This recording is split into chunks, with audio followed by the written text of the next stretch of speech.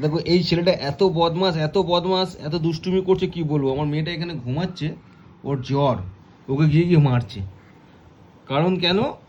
ও দেরি করে কেন ঘুমাচ্ছে, ও তাড়াতাড়ি উঠে গেছে ওই জন্য।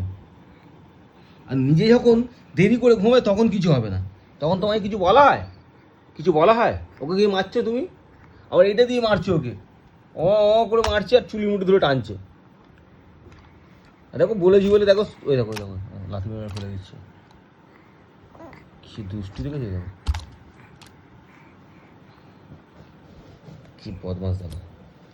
আর একবার আমার মেয়েকে মেরে দেখাও, তারপর তোমাকে আমি দেখছি, দাঁড়াও, তোমার ব্যবস্থা আমি করব, বুঝেছো?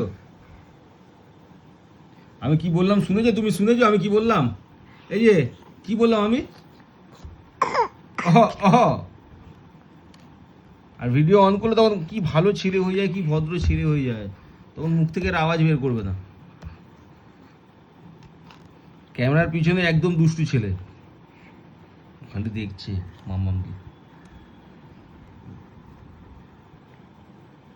ওকে একবার মারো। এই দেখো, এই দেখো, এই দেখো, এই দেখো।